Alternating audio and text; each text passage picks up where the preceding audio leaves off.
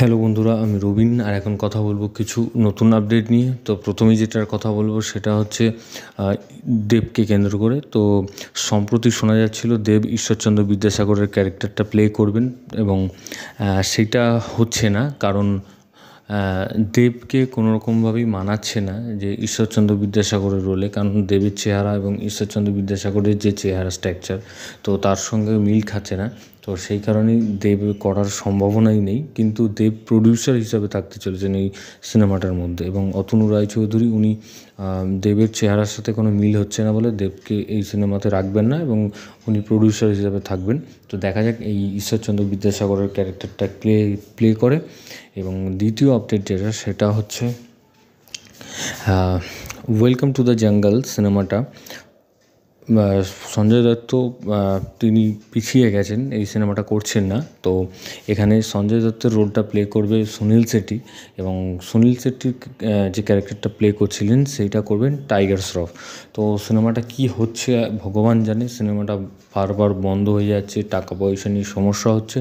তো আদৌ সিনেমাটা ঠিকঠাক মতন হবে কি না তার কোনো গ্যারেন্টি নেই, তবে দেখা যাক কী হয়। তো 3 নম্বর আপডেট যেটা সেটা হচ্ছে সন অফ সর্দার পার্ট 2 আসতে চলেছে। তবে সন অফ সর্দারে আমরা অজয় দেবগনের বিপরীতে আমরা আগেরবার দেখেছিলাম সোনাক্ষী সিনহাকে। তো এইবার আমরা সোনাক্ষী সিনহাকে দেখতে উনি করবেন না, ওনার বদল এখানে আমরা দেখতে পাবো মোনালি ঠাকুরকে। তো এরকমই আপডেট উঠে আসছে এবং দেখা যাক আরও কী কী আপডেট আসে এই সিনেমা সম্বন্ধে। এবং পরবর্তী আপডেট হচ্ছে ভুলভুলাইয়া 3কে কেন্দ্র করে। তো ভুলভুলাইয়া 3 শোনা যাচ্ছিল যে দিওয়ালি বা কালী পুজোর সময় রিলিজ করবে না। তো সেটা সম্পূর্ণ ভুল কথা, কারণ ভুলভুলাইয়া 3 আর কিছু কাজ মানে কয়েক দিনের শ্যুটিং বাকি আছে। তো সেই শ্যুটিংটা কমপ্লিট হয়ে গেলেই প্রি প্রোডাকশনের কাজ শুরু হবে। তো এই দিওয়ালি বা কালী পুজোর মধ্যে সিনেমাটা কিন্তু রিলিজ করবে। এবং পরবর্তী আপডেট হচ্ছে সালমান খানকে কেন্দ্র করে তার সিকান্দার সিনেমার শ্যুটিং কিন্তু আগামী 20 জুন থেকে শুরু হয়ে যাবে। তো এরকমই কিন্তু আপডেট উঠে আসছে। তো পরবর্তী আপডেট হচ্ছে ডিরেক্টর অনুরাগ কাশ্যপ তার নেক্সট ফিল্মে কাস্টিং কী হতে চলেছে, তো সেটাই আমি আজকে তোমাদের বলবো।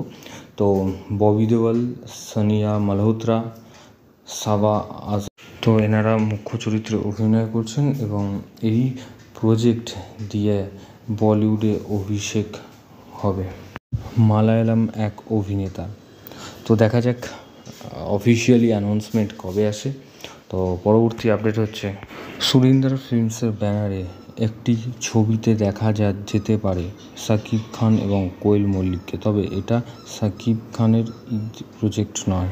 তবে দেখা যাক অফিসিয়ালি অ্যানাউন্সমেন্ট কবে হয় এবং আদৌ হবে কি না সেটা কনফার্ম নয়, কারণ শাকিব খানের তুফান সিনেমাটা যবে থেকে প্যান ইন্ডিয়া বা যবে থেকে ট্রেলার বেরিয়েছে তবে থেকে নানান রকম খবর ভেসে আসছে, কখনো রাজ চক্রবর্তী, কখনো কোয়েল মল্লিক, কখনো মানে নানান রকম ঘটনা উঠে আসছে। তবে কোনোটাই ঠিক কি না ঠিক বলতে পারছি না, তবে দেখা যাক যখন অফিসিয়ালি অ্যানাউন্সমেন্ট আসবে তোমাদের জানাতে থাকবো। তো পরবর্তী আপডেট হচ্ছে আসন্ন ঈদুল আজহায় মুক্তি পাওয়ার কথা ছিল হাসিবুর রেজা কল্লোল পরিচালিত এবং শরীফুল রাজ ইধিকা পাল অভিনীত কবি সিনেমাটি, তবে এই ঈদে মুক্তি পাচ্ছে না সিনেমাটি। তবে কবে নতুন ডেট আসে বা কি হয় দেখা যাক। তো আপডেট আসলে তোমাদের জানাতে থাকবো। তো এই ভিডিওটা যদি তোমাদের ভালো লেগে থাকে তোমরা কমেন্ট সেকশানে কমেন্ট করে জানিয়ে দাও এবং সাবস্ক্রাইব করো চ্যানেল বাংলা পিবি এবং বেল আইকনে ক্লিক করতে ভুলো না। বেল আইকনে ক্লিক করলে তোমরা সবার আগে নোটিফিকেশন পেয়ে যাবে। ধন্যবাদ।